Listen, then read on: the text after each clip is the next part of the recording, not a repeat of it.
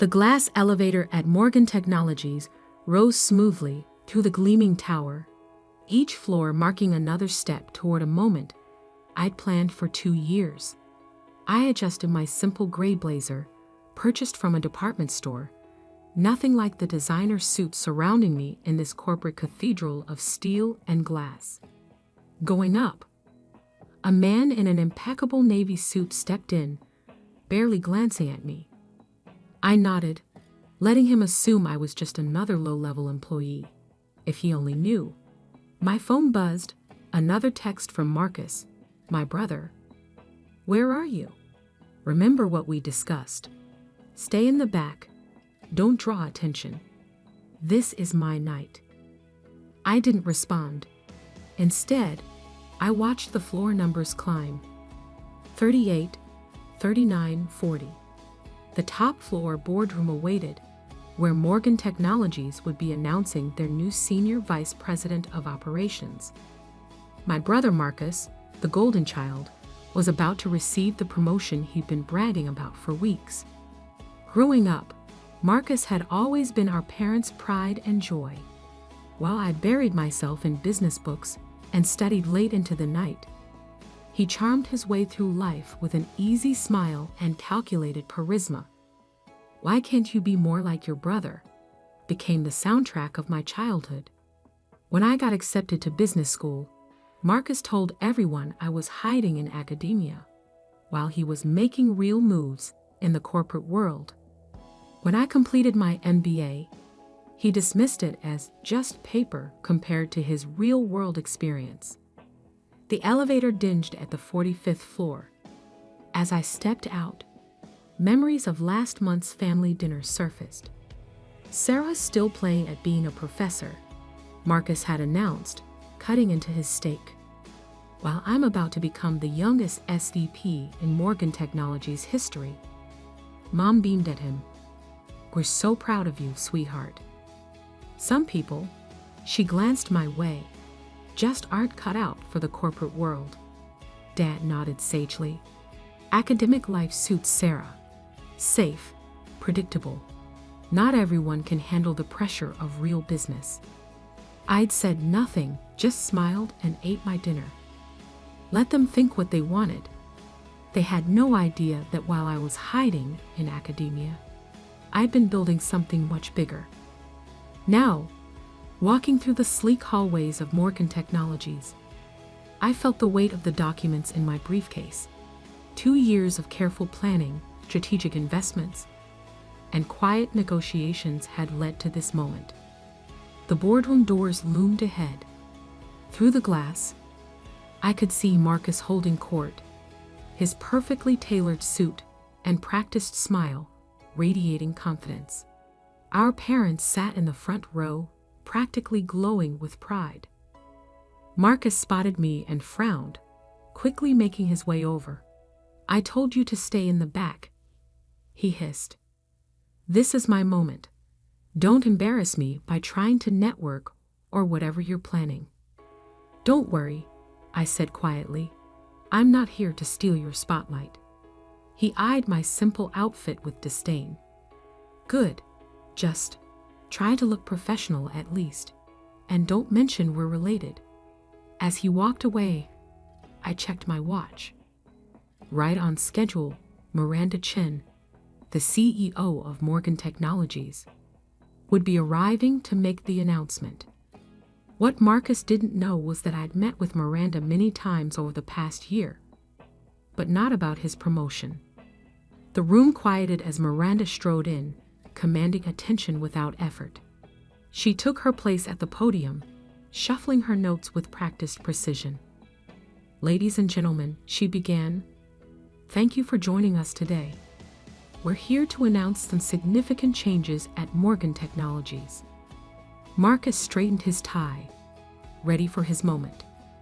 "But before we discuss any promotions," Miranda continued, "I have an important announcement. As many of you know, I've been searching for the right person to take Morgan Technologies into the future.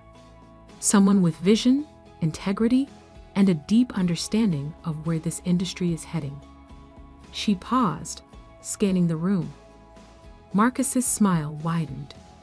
That search led me to someone who impressed me not just with their business acumen, but with their innovative approach to technology and leadership.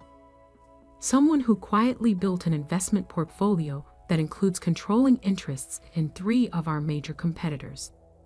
Marcus's smile faltered slightly. This wasn't part of his script.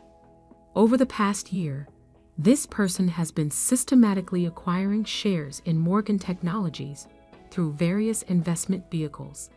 As of this morning, they've succeeded in purchasing a controlling interest in our company. The room broke into confused murmurs. Marcus's face had gone pale. "Ladies and gentlemen," Miranda said, "please join me in welcoming the new owner and CEO of Morgan Technologies." She turned and extended her hand toward me. "Dr. Sarah Mitchell."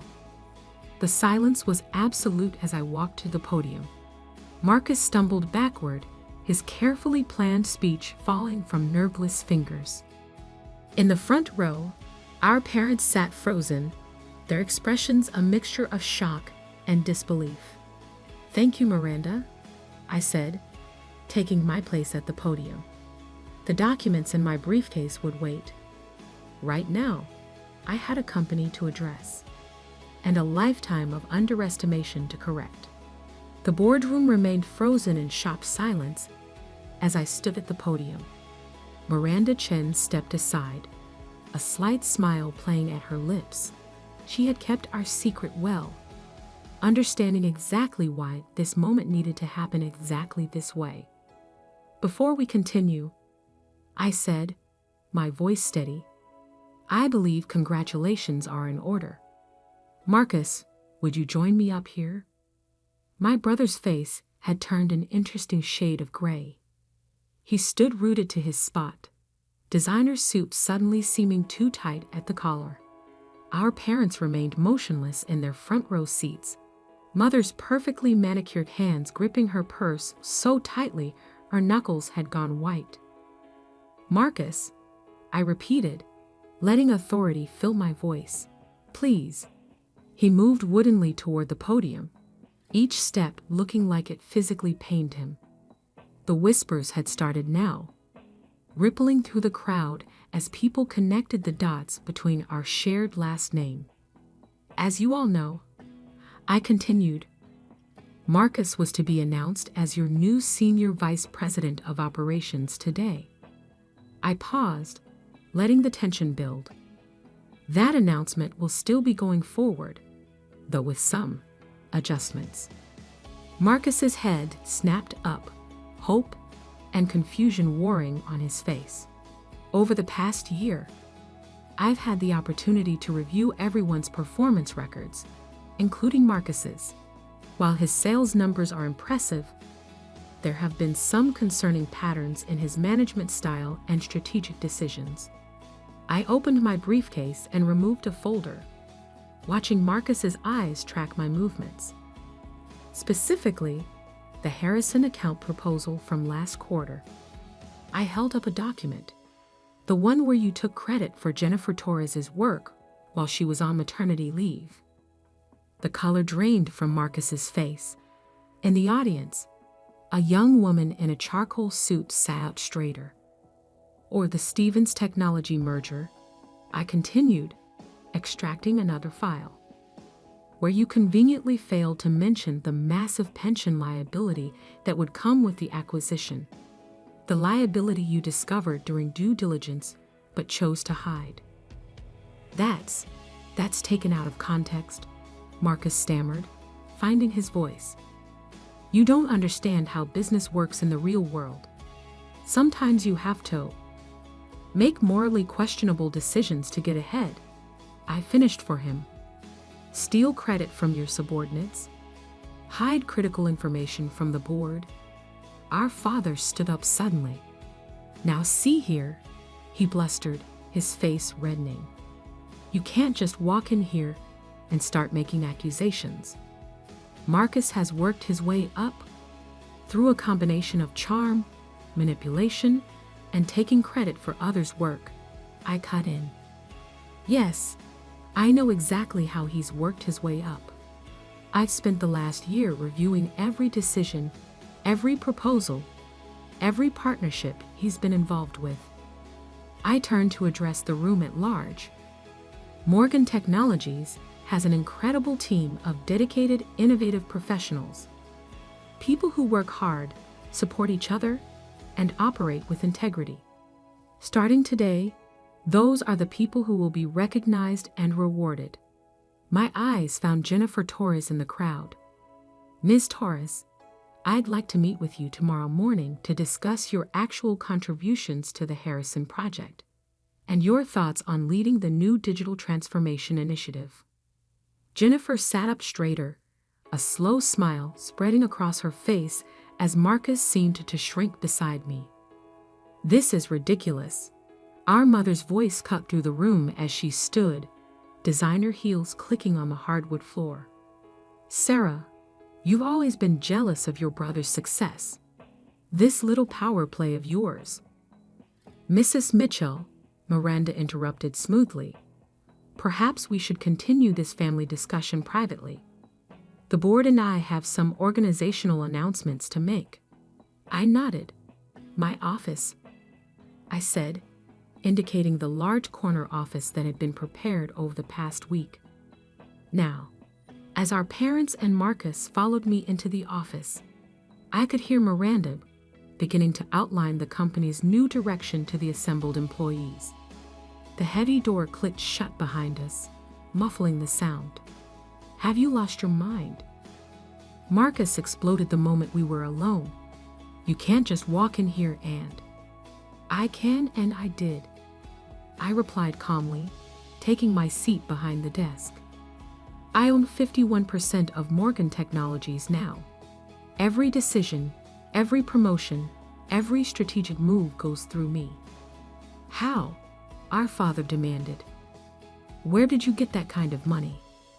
This company is worth billions. I leaned back in my chair.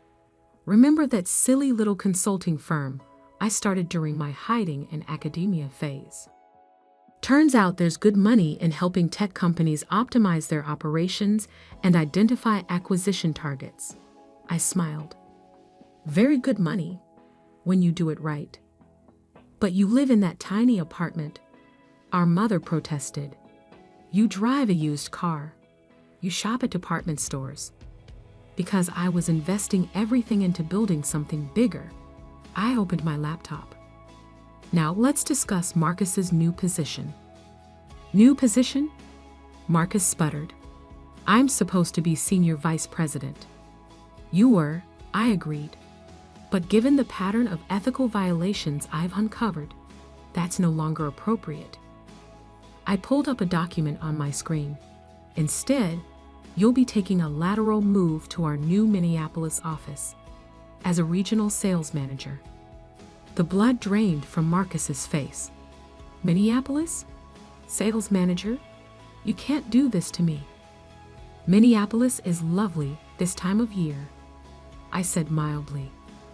Though I hear the winters are quite cold, you might want to invest in a good coat. Department stores have some excellent options. Our father slammed his hand on my desk. This is outrageous. We'll fight this. The board won't stand for. The board, I cut in, has already approved all personnel changes. They've known about this transition for weeks. Only the three of you were kept in the dark. I stood up, straightening my simple blazer. You have until the end of the day to clear out your office, Marcus. Your flight to Minneapolis leaves tomorrow morning. First class, of course. I'm not completely heartless. And if I refuse? Marcus challenged, though his voice shook slightly. Then you can explain to potential employers why you were terminated for ethical violations. Your choice.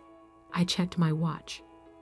Now, if you'll excuse me, I have a company to run. As they filed out of my office, shoulders slumped in defeat, I caught a glimpse of my reflection in the window.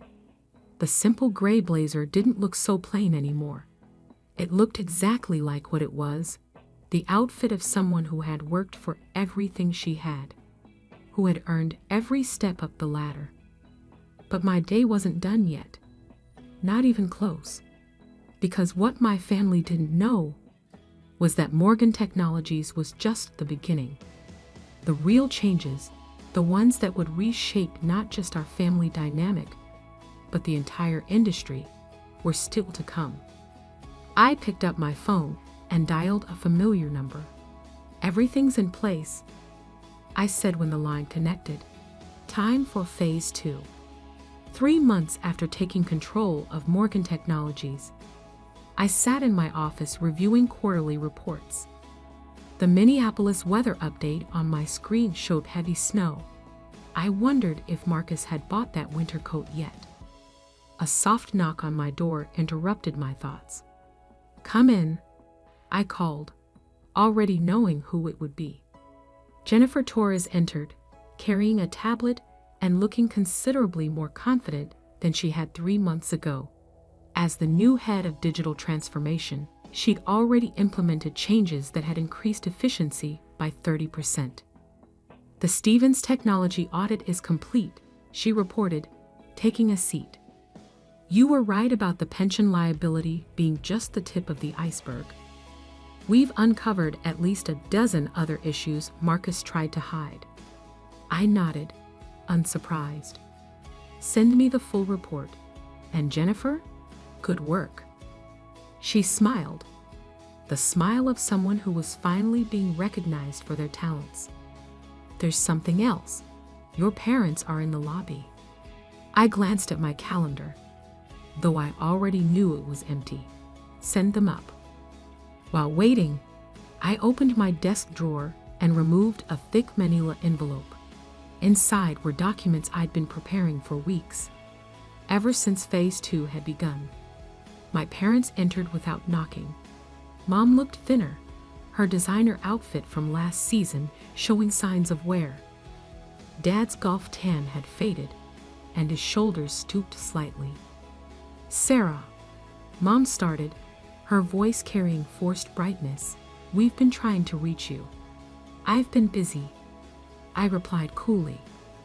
"Running a company takes considerable time. Please sit." They settled into the chairs across from my desk, looking uncomfortable. The silence stretched. "It's about Marcus," Dad finally said. "He's struggling in Minneapolis. His performance reports reflect that." I agreed. "His sales numbers are well below target. He's not used to the cold," Mom interjected quickly. "And that tiny apartment. Nothing like his condo here. Couldn't you find something closer? Maybe a position in the Chicago office?" I leaned back in my chair. "Has Marcus mentioned why his numbers are down?" They exchanged glances. Dad cleared his throat. "He says the clients there are different, more demanding." "They're not different," I said. "They just expect actual results, not empty promises and stolen ideas. Marcus can't coast on charm there because I specifically instructed the regional director to verify all his work." That's harassment," Dad sputtered. "That's accountability," I corrected. "Something Marcus has never had to face before." I opened the manila envelope. "Which brings me to why I've been trying to reach you both as well." Their eyes fixed on the documents I spread across my desk. Property records, bank statements, investment portfolios. When I was reviewing Marcus's financial records, I found some interesting transactions. I continued. "Large transfers from your accounts to his, dating back 5 years. Money that came from mortgaging your house. Twice." Mom's hand flew to her throat. Dad's face paled. "He said it was for investments," Mom whispered. "Special opportunities." "He lost it all," I said quietly. "High-risk trades, failed startups, gambling. The second mortgage payment is due next week. You can't cover it, can you?" Dad's shoulders slumped completely. We We were hoping that I would bail you out, I finished. Like you bailed him out, over and over, while telling me I didn't understand real business. Tears welled in Mom's eyes. Sarah, please. We'll lose the house. I pulled out another document. This is a proposal. Morgan Technologies will purchase your house at market value, clearing both mortgages. You can continue living there, paying rent at 30% below market rate. Their eyes widened with hope. But, I continued, there are conditions. First, you'll both attend financial management counseling. Second, you will not send any more money to Marcus. And third, I met their eyes firmly. You will acknowledge, in writing, how you've treated me all these years. That's blackmail, Dad protested weakly.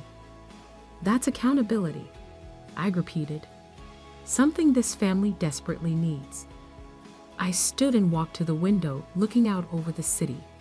For years, you dismissed my achievements, belittled my choices, poured all your love and resources into Marcus while treating me like an afterthought. I turned back to face them. That ends now. Mom was crying openly now. Dad stared at his hands. The choice is yours, I said. Sign the agreement, keep your home, and maybe, we can build something new from the ashes of what this family has become. Or don't sign, lose the house, and continue enabling Marcus's destructive behavior. I placed a pen on the desk between them. But understand this, I'm not doing this for revenge. I'm doing this because sometimes love means forcing people to face hard truths. The silence stretched for a long moment. Then slowly, Dad reached for the pen. As they signed, my phone buzzed with a text from Minneapolis. Marcus had finally hit rock bottom, admitting to his regional director that he needed help.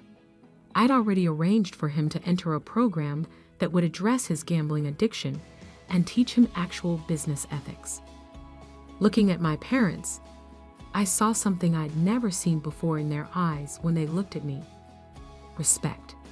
And maybe, just maybe, the beginning of understanding.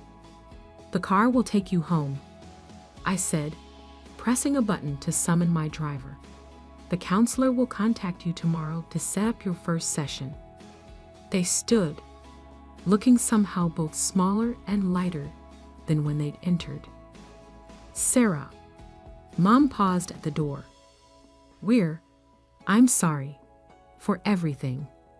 I nodded, not trusting myself to speak. After they left, I sank back into my chair and finally let out a long breath. Phase 2 was complete. The family that had dismissed me for so long was finally seeing me clearly, not just as a successful businesswoman, but as someone strong enough to help them face their own failures. Jennifer knocked again, entering with a fresh stack of reports. The board meeting starts in 10 minutes. They're eager to hear about the new expansion plans. I smiled, gathering my materials. Time to focus on the future, not just of Morgan Technologies, but of all the people who worked here. People like Jennifer, who deserved their chance to shine. As I walked into the boardroom, I caught my reflection in the window. The simple gray blazer was gone, replaced by one I'd chosen for myself. Not designer, not flashy, but perfectly suited to who I was. Someone who had built success on substance rather than style. The board members rose as I entered. They'd learned quickly that I was nothing like my brother, and everything a leader should be. Ladies and gentlemen, I began, let's talk about where we're going next. Because success, real success, isn't about proving others wrong. It's about proving yourself right. And I was just getting started. The glass elevator at Morgan Technologies rose smoothly through the gleaming tower, each floor marking another step toward a moment I'd planned for 2 years. I adjusted my simple gray blazer, purchased from a department store, nothing like the designer suits surrounding